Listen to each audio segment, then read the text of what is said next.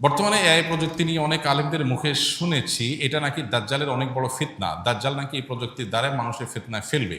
এই কথাটি কতখানি যুক্তিসঙ্গত তা কোরআন হাদিসের আলোকে পেশ করুন, আর এআই সম্পর্কে কিছু দিক নির্দেশনামূলক বার্তা দিন। এআইকে দাজ্জালের ফিতনা বলছেন অনেকেই। এটা তাদের গবেষণা, এটা তাদের ইস্তিহাদ, লাহু ফাহাম যিনি বলেছেন। এটা কোনো হাতমি বিষয় না, এটা কোনো কোরআন সুন্নাহ বর্ণিত মানসুস কোনো বিষয় না যে হ্যাঁ এআই এর ব্যাপারে হাদিস কোরআন আসছে। কোনো আলেমের গবেষণা, তার কাছে মনে হয়েছে যে এটাই আস্তে আস্তে মানুষকে দাজ্জালের ফিতনার মতো বিভ্রান্তির দিকে নিয়ে যেতে পারে। তো কোনো আলেমের গবেষণাকে গবেষণার পর্যায়ে রাখতে হবে, এটাকে ওহির পর্যায়ে নেওয়া যাবে না। এটা হতে পারে, নাও হতে পারে, দাজ্জালের ফিতনাটা অন্য কোনোটা থেকে আসতে পারে।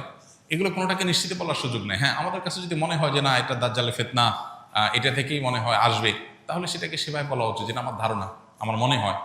মানুষকে সতর্ক আমি করতেই পারি, বাট নিশ্চিতভাবে আমি বলে দিলাম এই রাইট আমার নাই, কারণ আমার কাছে ওহি আসে নেই, এবং আমি এটা বলতে পারি না অন্য কোনো ওয়ে থেকেও দাজ্জালের ফিতনা আসতে পারে।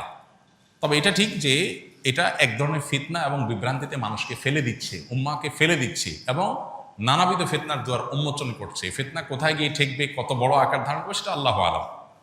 পাশাপাশি এর ব্যবহারের কথা বলেছেন।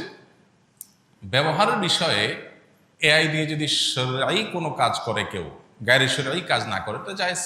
এটা একটা টুল বা এটা একটা টেকনোলজি, এটাকে ব্যবহার করে যদি শরিয়া নিষিদ্ধ নয় এমন কাজ কেউ করে, তাহলে সেটা করতে অসুবিধা নেই। কিন্তু শরিয়া যেটা নিষিদ্ধ সেরকম কাজ যদি কেউ করে, প্রতারণামূলক কিছু করলো, কোনো সৃষ্টির অবয়ব তৈরি করলো, এমন কিছু করলো যেটা শরিয়া অনুমোদন করে না, তাহলে সেটা এআই দিয়ে করলেও নাজায়েজ হবে, অন্য কোনোভাবে করলেও কি হবে, নাজায়েজ হবে।